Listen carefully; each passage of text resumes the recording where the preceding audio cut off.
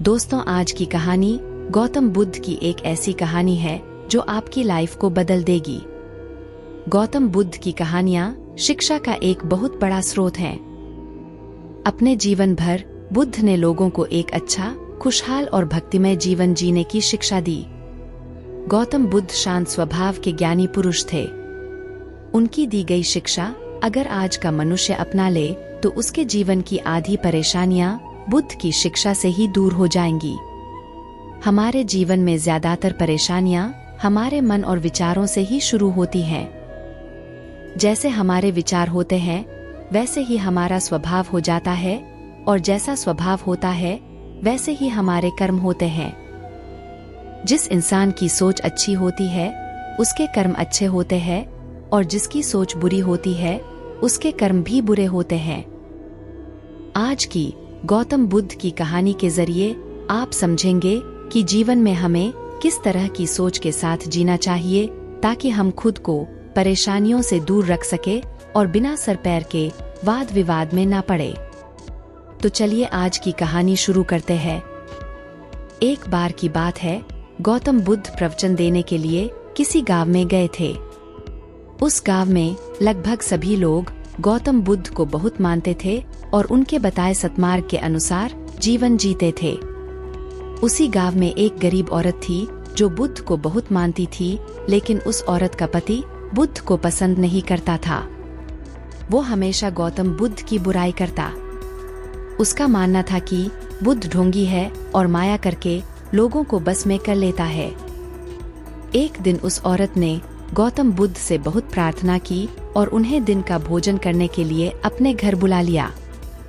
गौतम बुद्ध ये बात नहीं जानते थे कि उस औरत का पति उन्हें ढोंगी समझता है और बुरा भला कहता है।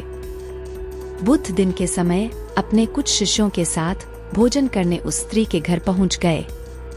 दिन का समय था, उसका पति घर पर नहीं था। उस औरत ने बुद्ध का स्वागत किया और सबके लिए खाना लगाया। जैसे ही उन लोगों ने खाना शुरू किया तो अचानक उस महिला का पति भी घर आ गया। अपने घर में गौतम बुद्ध को देख वो गुस्से से लाल हो गया।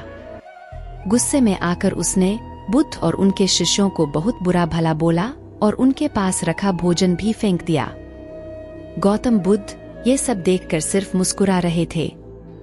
जब उन्हें लगा कि उस व्यक्ति का गुस्सा कम हो गया है तो उन्होंने उसकी पत्नी को भोजन पर आमंत्रित करने के लिए धन्यवाद किया और मुस्कुराते हुए अपने शिष्यों के साथ वहां से चले गए।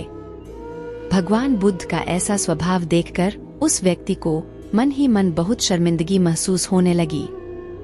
वो खुद से घृणा करने लगा। सारी रात वो यही सोचता रहा कि इतना अपमानित होने के बाद कोई इंसान इतना शांत कैसे रह सकता है। उसे अपनी गलती का एहसास हुआ और वो अगले दिन बुद्ध के पास माफी मांगने के लिए आ गया। उस व्यक्ति को माफी मांगता देख गौतम बुद्ध ने उससे कहा, तुमने जो कुछ मेरे साथ किया वो कल किया था और आज एक नया दिन है। मैं बीते हुए को कल को याद नहीं रखता, और जब मुझे कुछ याद ही नहीं है कि कल क्या हुआ तो तुम्हें उसके लिए माफी मांगने की भी कोई जरूरत नहीं है। गौतम बुद्ध की बातों ने उस व्यक्ति की आंखें खोल दी और वो उनका भक्त बन गया। सीख जो हमें इस गौतम बुद्ध की कहानी से मिलती है कि जो लोग समझदार होते हैं वो कभी भी बीती हुई बातों में उलझे नहीं रहते। उनके लिए हर दिन नया होता है और वो अपने हर दिन की शुरुआत नए तरह से करते हैं।